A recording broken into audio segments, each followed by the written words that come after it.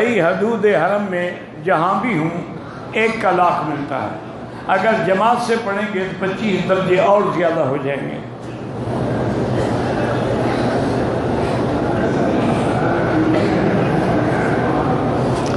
میں نے عصر کی نماز کی نیت باندھ لی، میرے ساتھ جو لوگ کھڑے تھے وہ آگے چلے گئے، اب میں اکیلا رہ گیا۔ آپ کو بھی آگے چلا جانا چاہیے، آدمی اکیلا نہ رہے، لازماً کسی کو ملا ہے، نہیں تو آپ سلام پھیر کے اگلی صف میں چلے جاتے۔ بہرحال نماز تو ہو گئی انشاءاللہ۔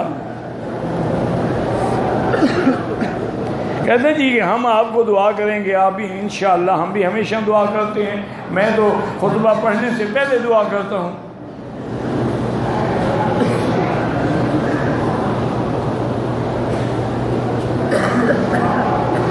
جی آپ کے قاتل جو تھے نا، حضرت عمر کا قاتل جو تھا بدبخت، وہ ابو لولو فیروز تھا، تو کہتا کہ اسی لیے فیروزہ نہیں پہننا چاہیے، تو صرف دنیا میں فیروز وہی تو نہیں تھا، فیروز دہلوی بھی تو تھا، لیکن بہرحال بہتر ہے کہ نہ پہنے، کیونکہ شیعہ نے اپنی عداوت کو ظاہر کرنے کے لیے وہ زیادہ فیروزہ پہنتے ہیں۔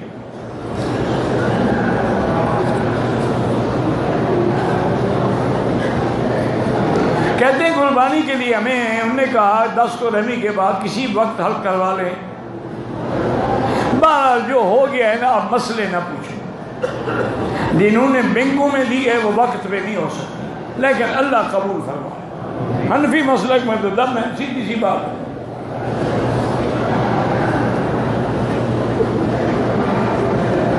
نماز جنازہ ہو یا دوسری نماز، اگر مقتدی امام سے آگے ہو نماز نہیں ہوتی۔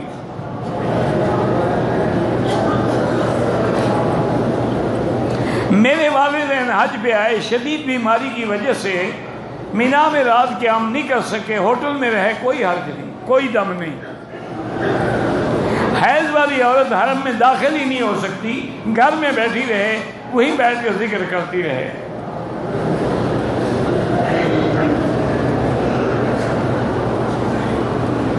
طواف وداع کرنے کے بعد اگر مدینے جانے میں دیر ہو جائے اور نماز کا حرم آئے، نماز پڑھیں پھر طواف کریں، اللہ نے نکال تو نہیں دیا۔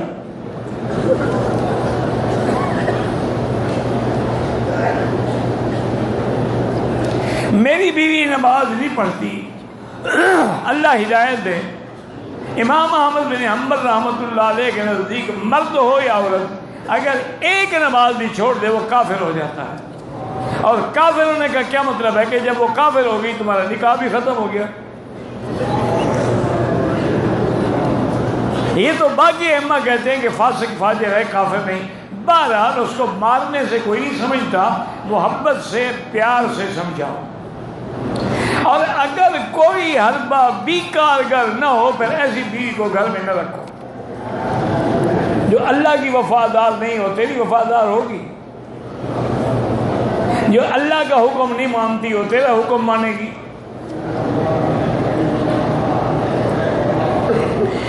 میں نے بڑے شیطان کو کنکریاں ماری، قربانی کی اطلاع آ گئی، بال کٹوائے، دوسرے حج دوست سے بال کٹوائے۔ بہرحال جن کی اطلاع آ گئی تھی ٹھیک ہے، جن کی نہیں آئی تھی اللہ قبول کرے۔ میں نے کہا نا کہ حنفی مسلک پہ چلو گے تو دم ہے، باقی ائمہ کے نزدیک چھوٹ ہے۔ اب حاجیوں کو ویسے بھی پیسے سے ختم ہو گئے، نرم مسئلے بتانے چاہیے۔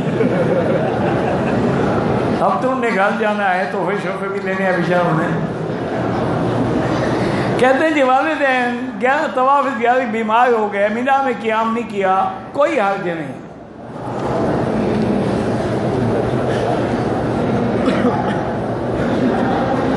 کہتے جی کہ عورتوں کے مخصوص مسائل جو ہیں وہ اپنے علاقے کے علماء سے پوچھی جائیں، اچھی بات ہے، ویسے حضور سے عورتیں ہر مسئلہ پوچھتی تھی، یہ تم نے کہاں سے لکھا ہے؟ دین میں کیا شرم ہوتا ہے؟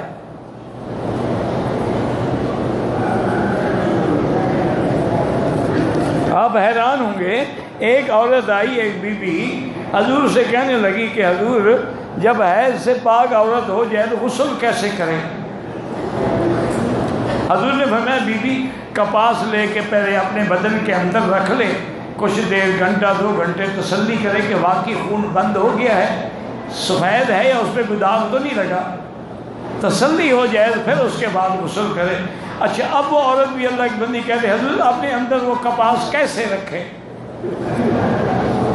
اب یہ باتیں اگر نبی سے پوچھی جا سکتی ہیں تو مولوی مکی سے پوچھ لیا تو کیا ہو گیا؟ بی بی عائشہ کہتی میں نے اس کو پکڑ لیا، ان کا اللہ کی بندی آؤ میں تمہیں بتا دوں گی کیوں حضرت کو تنگ کر رہے ہیں۔ تو دین کے مسئلے میں کوئی شرم نہیں ہے۔ یہی تو مصیبت ہے نا کہ نہ پوچھنے سے آج ہمارے گھرانے برباد ہو گئے۔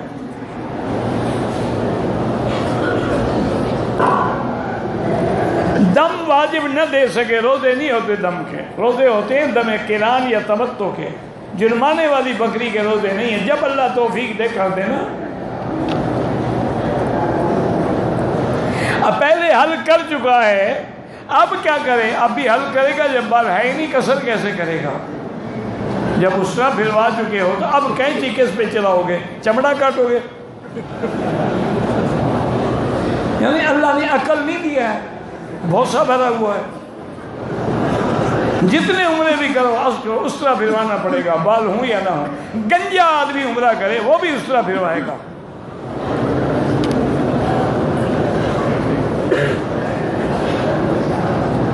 ایک آدمی عرفات کے میدان میں آیا، پھر مسجد نمرہ میں گیا، 4 گھنٹے گزارے، پھر عرفات کے میدان میں واپس آ گیا، ٹھیک ہے کوئی بات نہیں،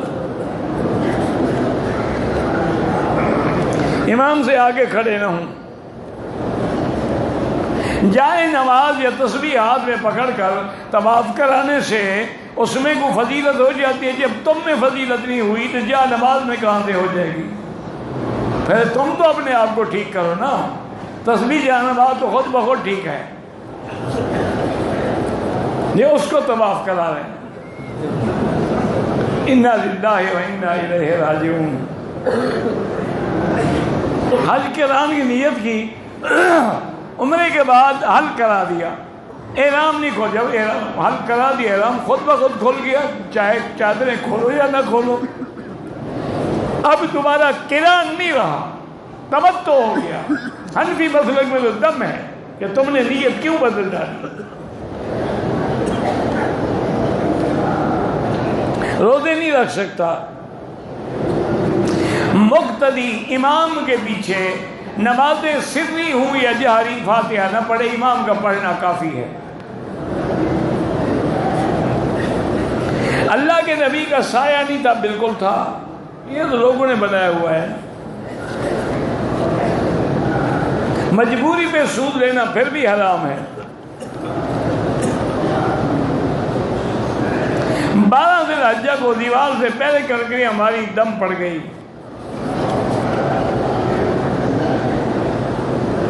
کہتے تھے کہ سیاسی محاذ پہ دینی جماعتیں تقسیم ہو رہی ہیں، اللہ ہدایت دے۔ یہ اتفاق ناممکن ہے، یہ اللہ کا نظام ہے، یہ اسی طرح رہے گا۔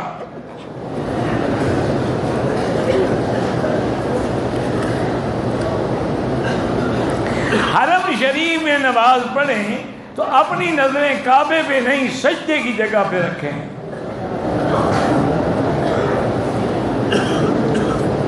اگر شیعہ آگے کھڑا ہو، ہمیں کیا اس سے؟ کھڑا رہے، ہماری نماز میں کوئی فرق نہیں پڑتا۔ عصر کی نماز کے بعد اگر طواف کرے، واجب الطواف 2 رکعت مغرب کے بعد پڑھے۔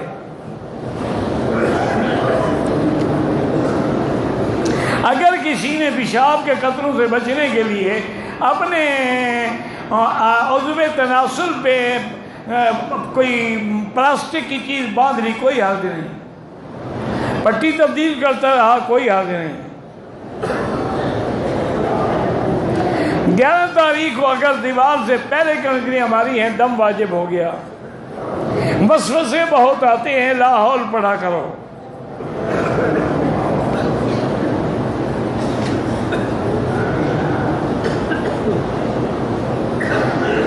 ساڑھے 8 بجے کنکری ہماری، 11 بجے کسی اور حاجی کی حجامت کی، اپنی قربانی کا فون 1:30 بجے آیا۔ حنفی مسلک میں تو تم پر دم ہے، باقی ائمہ کے نزدیک ترتیب ضروری نہیں، اب کوئی دم نہیں۔ یہ سوچا کرو اگر اللہ پیسے دے کر دو تھا، غریب ہو تو اللہ قبول کرے۔ 50 طواف کے بارے میں نے کوئی حدیث نہیں پڑھی۔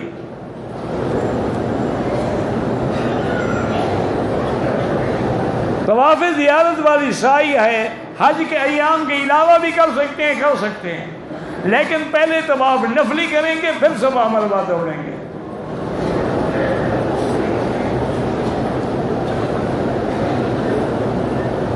حرم میں جان بازیں بچھا دیتے ہیں، آگے جگہ خالی نہیں، آگے جانا چاہیے۔ حرم کی حدود جہاں پورا مکہ جو ہے وہ حرم ہے، مینا بھی حرم ہے، مزدلفہ بھی حرم ہے۔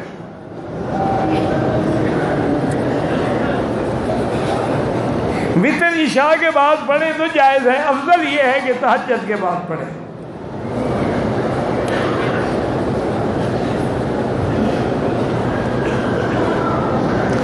حرم شریف میں تہجد پڑھیں افضل ہے یا ہوٹل میں؟ ہوٹل میں بھی افضل ہے، حرم میں بھی۔ ہوٹل بھی تو حرم میں ہے۔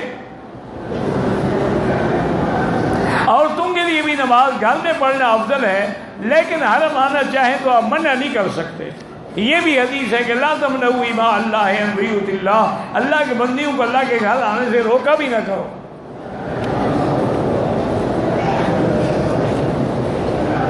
میں نے مسجد عائشہ سے احرام باندھا، عمرہ کیا، طواف کیا، صفا بھول گیا، سر مڈوا دیا، دم پڑ گئی۔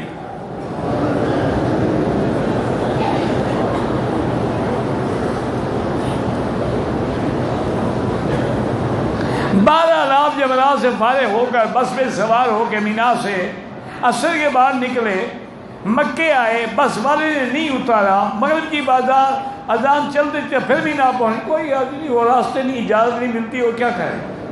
اس کے اتار بندے وہ تو چاہتے ہیں کہ اتارے، جان چھٹائیں۔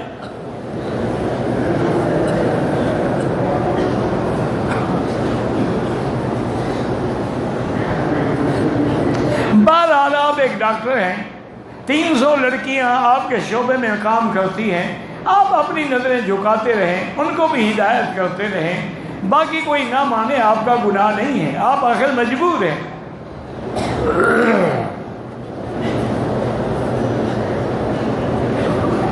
عمرے کے بعد اگر بال لمبے ہیں اس کا چوتھا حصہ کٹنا ضروری ہے۔ مسجد جیرانہ کا عمرہ کریں وہ بھی جائز ہے، مسجد عائشہ کا بھی جائز ہے۔ حنفی مسلک میں مسجد عائشہ سے افضل ہے،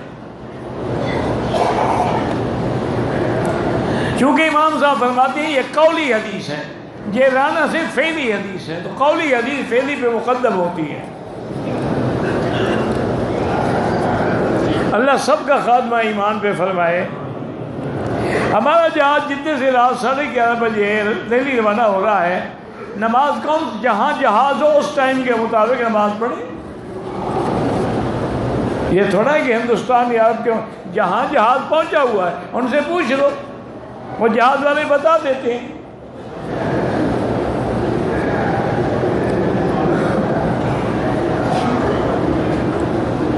ہم 14 ذی الحجہ کو طواف وداع کے بغیر طائف چلے گئے چیئر لفٹ دیکھنے کے لیے، لیکن اگر واپسی میں عمرہ نہیں کیا دم بھی ادا کرو، طواف الوداع تو جاتے ہوئے کرو گے۔ جو شیعہ منکر قرآن ہے یا منکر صداقت صدیق ہے یا منکر عصمت عائشہ ہے، اس کے کفر میں کوئی شک نہیں۔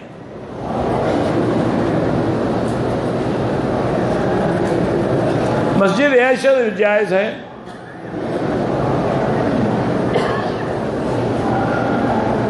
بہرحال معنی یہ ہے کہ چونکہ اس زمانے میں حمام نہیں ہوتے تھے نا، تو مزدلفہ میں لوگ ایسے بیٹھ کے پیشاب کرتے، ہو سکتا ہے کنکریاں گندی ہوں تو پھر دھو لے، اگر صاف ستھری ہیں تو کوئی ضروری نہیں۔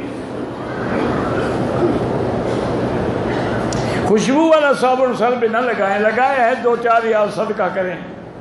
جس نے اپنا حج نہیں کیا وہ بدل نہیں کر سکتا، پہلے اپنا حج کرے۔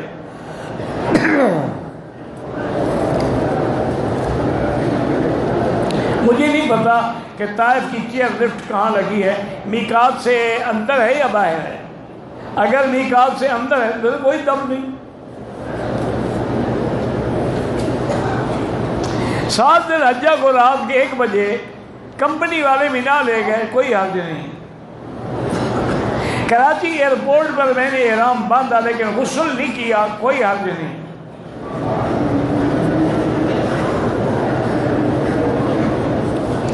میری والدہ کا حج سفر کرنے اپنے گھر سے نکلی، راستے میں فوت ہو گئی.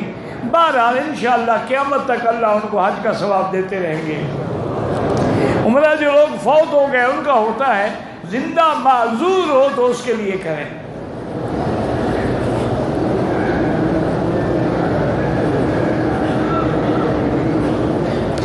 اگر عورت نے ایام حیض میں اپنے بالوں پہ کلر کیا کوئی حرج نہیں، مہندی لگائی کوئی حرج نہیں.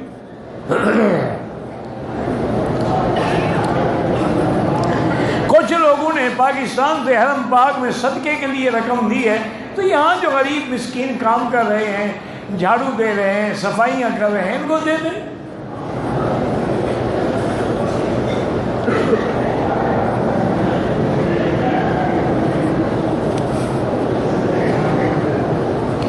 بالکل دے سکتے ہیں.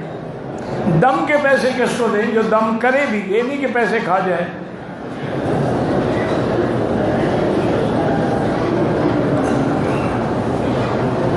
پاکستان سے کوئی عالم، حافظ، مفتی، عالم سعودی حرم میں خدمت کرنا چاہے تو سعودی حکومت کو درخواست بھیجے. مکی صورتیں کہتی ہیں جو ہجرت سے پہلے اتری ہیں، اور مدنی صورتیں کہتے ہیں جو ہجرت کے بعد اتری ہیں.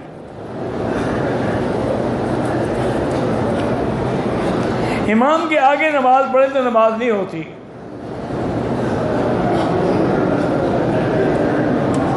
اگر کسی نے اپنی انگلی ڈالی ہے عورت کے مقام میں، غسل نہیں ہوتا. مسجد جیرانہ سے بھی صحیح ہے. داڑھی والا اور بغیر داڑھی والے بالکل برابر نہیں ہیں. داڑھی والے حضور کی سنت کے مطابق چل رہا ہے، خط بنوا سکتے ہیں. حج کے بعد جو دن ہمارے مکے میں ہیں، عمرہ افضل ہے یا طواف افضل ہے؟ ہم اگر بزنس کے لیے جدے آئیں تو عمرہ کوئی ضروری نہیں. آپ کی نیت ہی نہیں عمرے کی، آپ تو تجارت کے لیے آئے ہیں.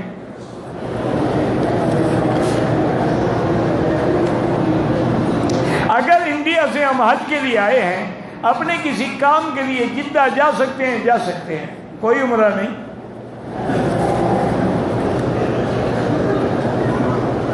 اگر عمرہ کرنے کے بعد اپنے بال خود صاف کرے کوئی حرج نہیں، جائز ہے.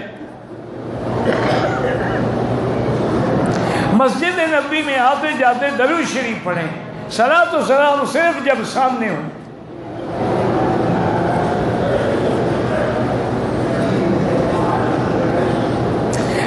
میری بیوی نے طائف سے احرام باندھا، گرمی کی وجہ سے بیوی کی ٹانگیں لاس گئیں، انہوں نے پرکلی ہیٹ پاؤڈر زخم پر لگا لیا.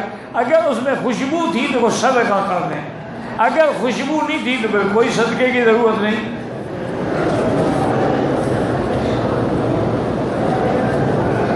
میں نے نفلی عمرہ سائی کے بعد دیکھا تو معمولی داغ لگا ہوا تھا. بہرحال اگر طواف میں حیض شروع ہوا ہے تو پھر تو آپ کو عمرہ بھی نہیں ہوا اور آپ کو عمرہ بھی لوٹانا پڑے گا. اگر صفا میں ہوا تو کوئی حرج نہیں.